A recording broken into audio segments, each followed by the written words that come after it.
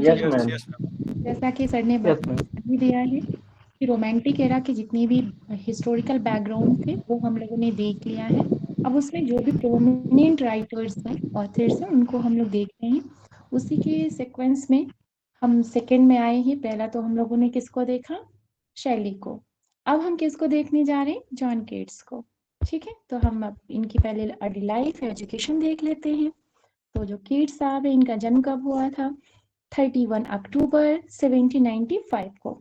कहाँ पर हुआ था? मोरगेट एक स्थान है जो फिन्सबरी लंदन में है, वहां पे इनका जन्म हुआ था। ध्यान रखिएगा 31 अक्टूबर 1795 में इनका जन्म होता है। इनके पापा का नाम होता है थॉमस किट्स और मम्मा क्या होती है? Francis Jennings. जेनिंग्स इनका नेम है, उसके बाद किट्स यहाँ पे इनके हस्बैंड की वजह से मिल जाता है। तो इनका फुल नेम क्या हो जाएगा? Francis Jennings kits. ओके, आज ये सब काम ही नहीं कर रहा है, न जाने क्यों। ओके, इनकी जो फैमिली है देख लेते हैं। इनके जो पप्पा थे किसमें काम करते थे? अस्तबल में काम किया करते थे, घोड़े का संभालने का काम किया करते थे। आगे चल के इनके जो फादर इन लॉ का इन था, उस इन का नाम ध्यान रखिएगा, क्या था? स्वान एंड हुप इन था। वहां पर फिर एज अ मैनेजमेंट का काम चालू कर दिए, वहां पे देख रेख का काम यही करने लगे। कौन? किड्स के पप्पा। ठीक है, आगे देख लेते हैं। इनके जो सिबलिंग्स थे, माना जाता है कि चारों भाई बहनों में सबसे बड़े किड्स थे। ठीक है, चार भाई बहन थे, किड्स सबसे बड़े थे। उसके बाद कौन था? George, Thomas and Francis Mary इनके सिस्टर हैं। ओके, जस्ट ट्रेजिक लॉसेस देखते हैं इनके साथ बहुत ज़्यादा। मैं अगर मैं बोलूँ तो किड्स ने अपने स्टार्टिंग के लाइफ में बहुत ज़्यादा ट्रेजिडीज को झेला है, बहुत ज़्यादा दुख को झेला है। जैसे उनके पिता की मृत्यु हो जाती है घोड़े से गिरने की वजह से। कब होती है? 1804 में। इनकी मम्मा भी एक्सपायर कर जाती हैं 1810 में। किस वजह से? ट्यूबरक्लोसिस से। हाँ, टीबी हो जाता है। हालांकि इनकी भी मृत्यु उसी से होती है। यहाँ पे कुछ आज काम नहीं कर रहे, न जाने क्यों। ओके, यस, आगे देख लेते हैं। जब मम्मी पापा एक्सपायर कर जाते हैं तो एक प्रकार से ऑर्फन हो जाते हैं, गार्डियनशिप तो इनकी हटी जाती है। लेकिन उसके बाद फिर इनकी जो ग्रैंड मदर होती हैं, ग्रैंड मदर का भी नाम देख लीजिए, बहुत ज़्यादा इनका बहुत ही अहम भूमिका इन्होंने निभाया है, एलिस जेनिंग्स ना। उनका पालन पोषण ऐसा समझिए कि जो गार्जियनशिप था इनके हाथ में चला गया, मतलब ग्रैंड मदर के। एडमॉन्टन में रहती हैं, वहां पे इनके साथ ये चले जाते हैं, उनके पूरी फैमिली, मतलब जितने भाई बहन होते हैं। एजुकेशन देखते हैं, जैसा कि हर पेरेंट्स से आते हैं कि एक अच्छे प्रतिष्ठित कॉलेज स्कूल से मेरे बच्चे पढ़ें। जैसे इनके मदर पापा का भी सपना था। उस समय पे जो प्रतिष्ठित जो स्कूल या कॉलेज हुआ करता था, इटोन या हारो हुआ करता था, उनके पेरेंट्स की चाहत थी। लेकिन फाइनेंशियल क्राइसिस आ गई, तो जो किड्स थे, इनकी जो स्टार्टिंग एजुकेशन हुआ वो जॉन क्लार्स स्कूल जो इनफील्ड में था, वहां पे इनके स्टार्ट हुआ। लेकिन अगर देखा जाए, बोलते हैं ना कि ईश्वर उन्हीं से मिलाते हैं। भले हमें लगता है कि ये रास्ता सही नहीं है या इस रास्ते में हम जाएं पता चला ना आगे बढ़ पाए, लेकिन रास्ता ईश्वर वही देता है जो आपके लिए सही होता है। और इसी रास्ते में, इसी बोलते हैं ना कि बड़े स्कूलों में शायद जाने से उनसे मुलाकात ना होती जो आज हम पढ़ रहे हैं इनको। चलिए देखते हैं। जॉन क्लार्क के जो हेड थे ना, हेडमास्टर थे, उनके जो बेटे थे, इन्होंने इनको मोटिवेट किया। इन्होंने बोला कि आपके अंदर बहुत ज्यादा टैलेंट है और आप आइए और देखिए, आपका जो निखार है इस क्षेत्र में, लिटरेचर के क्षेत्र में अपने आप को निखारिए। और कई एग्जाम्पल भी दिया करते थे, उनके वर्क को इंट्रोड्यूस कराते थे, बताते थे कि स्पेंसर को पढ़िए, चैपमैन को पढ़िए, ये सब बहुत ही ज्यादा बोलते हैं ना कि प्रोमिनेंट राइटर हैं वो है। तो उन लोगों को इंट्रोड्यूस कौन कराया था? हेड मास्टर के जो बेटे थे।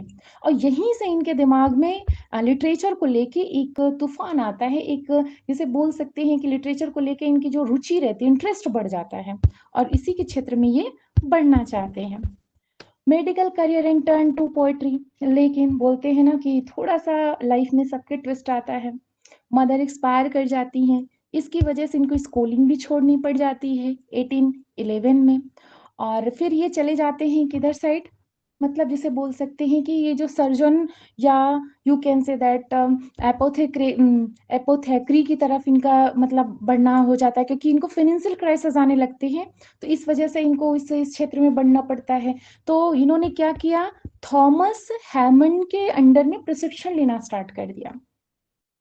1815 में आफ्टर कंप्लीटिंग हिज अप्रेंटिसशिप, जब उन्होंने अपनी इस ट्रेनिंग को कंप्लीट कर लिया चिकित्सा के क्षेत्र में, तो इनको एक हॉस्पिटल में, जो हॉस्पिटल था ध्यान रखिएगा, हॉस्पिटल का भी नेम इंपॉर्टेंट है, गाइज हॉस्पिटल में इन्होंने क्या किया, मेडिकल के स्टूडेंट की तरीके से इन्होंने रजिस्टर करा लिया, दाखिला ले लिया कि अब हम यहाँ पे प्रैक्टिस करेंगे। लेकिन बोलते हैं ना कि जल्द ही उस क्षेत्र में भी एक जूनियर सर्जन की तरह अपने आप को डेवलप कर ली। देखिए, जब टैलेंट रहता है ना, किसी भी क्षेत्र में ईश्वर आपको मूव करा दे, आप वहां पर भी निखर जाएंगे। लेकिन फिर उनको क्या हुआ कि फिर रियलाइज हुआ कि नहीं, कि आज पता नहीं क्यों आज मेरा कुछ भी इधर काम ही नहीं कर रहा है। यस, फिर इनके दिमाग में आता है कि क्या हमारा यही लक्ष्य रहा है, क्या हम जो सपना लेकर आए थे हम उस सपने की तरफ बढ़ रहे हैं। फिर ये क्या करते हैं, वहां से मूव ऑन कर जाते हैं, इस क्षेत्र से, मेडिकल के क्षेत्र से उधर से हट करके अब वो पूरी तरीके से साहित्य के क्षेत्र में बढ़ने लगते हैं। कहाँ पे, his passion for literature increasingly dominated his time.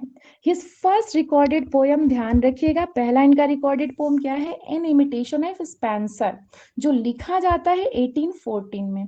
उसके बाद फिर देखिए क्या होता है, 1816 में वॉइस और स्क्रीन दोनों क्लियर है, क्योंकि बारिश बहुत ज्यादा हो रही है इसलिए ज्यादा पूछना पड़ता है। ठीक, ओके। 1814 में इनका पहला रिकॉर्डेड जो पोम है वो आता है, ध्यान रखिएगा कौन सा पोम है, इन इमिटेशन ऑफ स्पेंसर।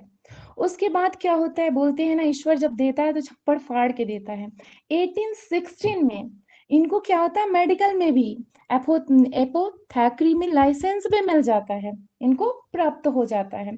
लेकिन उन्हें लगता है, but informed his guardian later that year that he would pursue a career in poetry। लेकिन बोलते हैं कि देखिए हम इधर इस पेशे को अपनाना नहीं चाहते हैं, हम डॉक्टर वॉक्टर नहीं बनना चाहते हैं, हमको एक पोएट बन के ही सुकून मिल रहा है। शायद डॉक्टर बने होते तो हम लोग के बीच में ना होते, आज पोएट बने हैं हम लोग, आज भी इनको अगर देखा जाए 100 से 200 साल के बाद भी हम लोग इनको याद कर रहे हैं, पढ़ रहे हैं। ठीक है, आगे देख लेते हैं, must to his family dismay, his mentor Leigh Hunt, ध्यान रखिए, बोलते हैं ना जिसके नाथ भोलेनाथ वो अनाथ कैसे होंगे, तो जिनके मेंटर ही लिग हंट हो गए फिर उन्हें तो चमकना ही था ना। तो देखिए क्या होता है कि लिग हंट उनके मार्गदर्शन करने लगे। अब उनकी जो उनका मतलब समझिए कि इनके लिटरेचर में, इनके कविताओं में इनका बहुत ज्यादा महत्वपूर्ण रोल रहा है, played a crucial role in guiding him toward poetry. Keats early literary career and first publications देखिए कौन कौन से हैं। फर्स्ट पब्लिकेशंस में देखते हैं, इनमें 1816 किड्स फर्स्ट पब्लिश्ड पोम, बहुत इंपॉर्टेंट पॉइंट है, ध्यान रखिएगा, ओ सॉलिट्यूड जो अपीयर्ड होता है, ये भी बहुत अच्छी पॉइंट है कि इनका जो पहला पब्लिश्ड पोम होता है कौन सा होता है, ओ सॉलिट्यूड। और ये कहाँ पे देखने को मिलता है, तो लिग हैंट का एक मैगजीन आता है द एग्जामिनर। ठीक है, ध्यान रखिएगा, उनके अली घंट की पत्रिका द एग्जामिनर में ये पहली बार प्रकाशित होता है। कहाँ पे पब्लिश होता है, ओ सॉलिट्यूड। तो लिग हैंट की जो मैगजीन होती है द एग्जामिनर में देखने को मिलता है। और यहीं से ही इनके साहित्यिक जो करियर होती है, लिटरेरी जो करियर होती है वो होने लगता है। और फिर इनका जो एम्बिशन होता है, समय बोलते हैं ना कि फिर अब इनको प्रेरणा मिलना स्टार्ट हो जाता है। अभी जो थोड़ा डरते डरते आ रहे थे, अभी पूरे फुल कॉन्फिडेंस के साथ आ जाते हैं। आगे देख लेते हैं 1817 में क्या होता है, poems first volume of poetry simply titled poems was published in 1817। 1817 में जो किड्स का पहला कविता संग्रह होता है पोम्स, क्या होता है, पोम्स, वो प्रकाशित होता है। It contained work like I stood tiptoe, sleep and poetry and on first looking into Chapman's Homer ना। इसमें देखिए ये सब सारे जो हैं वर्क इनके आते हैं। Okay, later sonnet inspired by his reading of Chapman's translation of Homer gained critical attention and reflected his deep engagement with classical literature। इसे कहिए कि मतलब क्या होता है ना कि इन सब जो वर्क इनके आए बहुत ज्यादा इनको सराहना तो नहीं मिली, लेकिन जो इनकी मतलब लिटरेचर में इनका जो इंटरेस्ट था ना वो बहुत गहरी होती चली गई। बोले कोई तारीफ करे या ना करे लेकिन हम अपना काम बहुत ही शिद्दत से करेंगे। ठीक है, यस, आगे देख लेते हैं क्या होता है। किड्स के मेजर वर्क एंड ओड्स कौन कौन से हैं, जो एनएस मिराबल्स है। यस, एनएस मिराबल में क्या आता है 1818 में, यस, ओके, हमें लगा कुछ पॉइंट छूट रहा है क्या। यस, तो देखते हैं Keats most creative period often refer to as his annus mirabilis beginning 1800। देखिए बहुत ही छोटा इनका टाइम स्पैम था, ठीक है, तो उसी में जो जो इन्होंने लिखा वो सारे इनके फेमस हुए, पहले सारे इनके एनस्मराबल के अंतर्गत आते हैं, लेकिन जो 1818 से 1819 के बीच में आते हैं वो ज्यादा इंपॉर्टेंट होते हैं। देखते हैं कौन कौन से हैं। दिस जो इनके 6 ओड्स होते हैं, कौन कौन सा होता है, ode to a nightingale, ode on a Grecian and ode on a melancholy, ode to Psyche, ode sorry to autumn, ode on indolence. देखिए इसको शॉर्ट में भी आप समझ लीजिए, NGMPAI। एन से क्या हो जाएगा, ode to a nightingale. G से क्या हो जाएगा, ओड ऑन अ ग्रेसियन एंड। एम से क्या हो जाएगा, ओड ऑन मेलंकली। पी से क्या हो जाएगा, ओ टू साइकी। ए से क्या होगा, टू ऑटम। और आई से हो जाएगा ओ टू एंडोलसेंस। ठीक है, तो ये सारे इनके बहुत ही इंपॉर्टेंट, इसको भी ध्यान रखिएगा। इनके बोले जाते हैं कंप्लीटली, इसको बोला जाता है 6 ग्रेट ओड्स। अगर बोला जाए कि इसमें चारों ऑप्शन में से कौन से इनके 6 ग्रेट ओड्स नहीं है या कौन से हैं, ठीक है, तो इस तरीके से आप एलिमिनेट भी कर लेंगे। यस, आगे देख लेते हैं। These poems are celebrated for their exploration of complex themes like morality, beauty, art। ये सब सारी थीम पे इन्होंने इस पोम में इन सब चीजों को इंक्लूड किया। एग्जाम्पल में देखते हैं, ode to a nightingale reflect करता है किड्स के डिजायर को to escape the pains of life.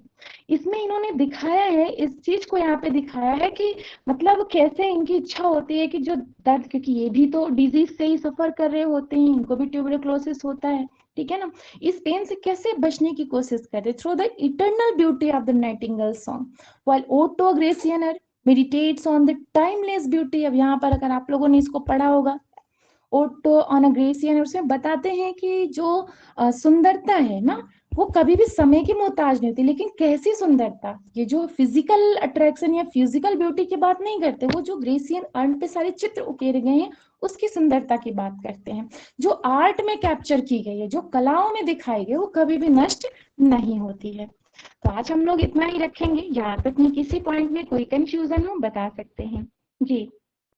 Okay, thank you all. Thank you ma'am. Thank you very much. अगला अगला सेगमेंट हम you, ma'am. लोगों का है अरिस्टोटल की, हम लोग कवर कर रहे हैं पोएटिक्स। क्योंकि जो है एलटी ग्रेड में भी रिटेन का कॉन्सेप्ट है, जैसा कि आप लोग भी इस चीज से अवगत हुए होंगे। तो जो रिटेन होगा, रिटेन में जो है आपको critical comments, theories, definitions, quotes, ये सारे के सारे जो है आपको डिट्टो लर्न करना होगा। और जब आप लिखेंगे, मेंस लिखेंगे, उसमें इनका जो है आप यूज करेंगे, तब आपकी एक प्रभावी जो है राइटिंग वहाँ पर मानी जाएगी। जैसे आपने बीएड में पेपर दिए होंगे, पेपर का पैटर्न तो उसी तरह होगा, लेकिन ये पेपर देना उस तरह नहीं होगा, ना लिखना उस तरह होगा। यहाँ के नॉर्म्स अलग होंगे, यहाँ का स्टाइल अलग होगा। फिलहाल जब आ जाएगा, नोटिस आ जाएगी, तो उसके आधार पर हम लोग जो है उस पे अलग से डिस्कस करेंगे। लेकिन जो जीआईसी मेंस लिख चुके हैं या सर जो सेलेक्ट हो चुके हैं, जो उनके अनुभव के आधार पर हम आप लोगों को ये सारी चीज बता रहे हैं कि कैसे होता है। तो ये सारी चीजें जो है तब आपके बहुत काम आएंगी। इसलिए कतई न सोचे कि जो है ये जीआईसी पढ़ाया जा रहा है। क्रिटिसिज्म जो है अब आपको लिटरेचर का एलटी ग्रेड में भी देखने को मिलेगा। नया सिलेबस आने दो, सारी चीज जो है आपको जो है क्लियर हो जाएगी 28 तारीख को। चलिए चलते हैं हम लोग पोएटिक्स। पोएटिक्स में अब तक के जो हम लोगों ने पढ़ा है वो इनके डेट ऑफ बर्थ से लेकर के, मतलब इनके विषय में बात कर किए थे हम लोग। अरिस्टोटल कौन थे, और इन्होंने जो है जो बुक्स लिखी हैं वो जितने चैप्टर्स में थे, किस चैप्टर में क्या डील किया इन्होंने, इम्पोर्टेंट जो टर्म्स दिए हैं, थ्योरीज हैं, उनको बात करी थी हमने।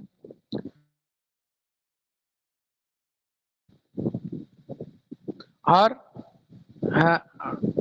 जो इन्होंने ट्रेजेडी से रिलेटेड या पोएट्री से रिलेटेड कॉन्सेप्ट दिया है, एलिमेंट्स जो बताए थे ट्रेजेडी के किसी प्ले के जो है, जैसे ट्रेजेडी के जो 3 मेजर एलिमेंट्स बताए, और फिर इसके बाद 6 जो है किसी भी प्ले के एलिमेंट्स जो बताए, उनमें से जो है प्लॉट, कैथारसिस, इसको दूसरे शब्दों में जो भी कहते हैं मिथास, इथास, डायनोइया, लैक्सिस, ऑप्सस, मेलॉस एंड ऑप्सस। 6 ये जो है एलिमेंट ट्रेजेडी के हैं। Tragic hero, hamartia, reversal of fortune, ये सारा कुछ हम देख चुके हैं। आज हम देखेंगे 3 यूनिटीज।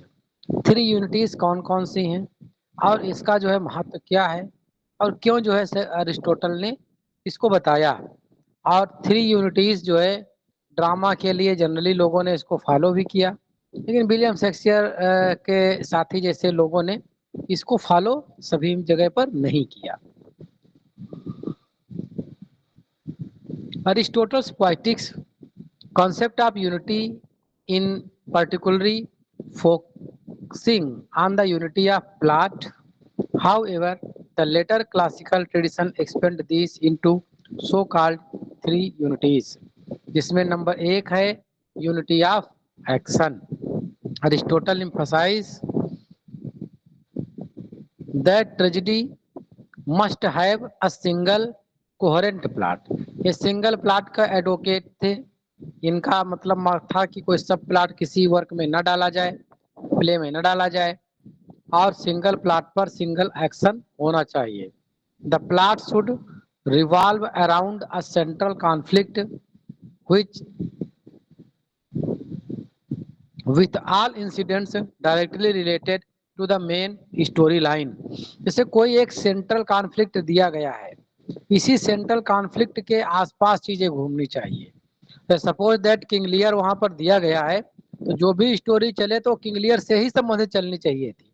अब हमें ग्लासेस्टर का कोई सब प्लॉट डालने की जरूरत नहीं थी, या कोई आप जो है कॉमिक रिलीफ के लिए कोई सब प्लॉट डाल देते, वो डालने की जरूरत नहीं है, एक ही का जो है चलना चाहिए था।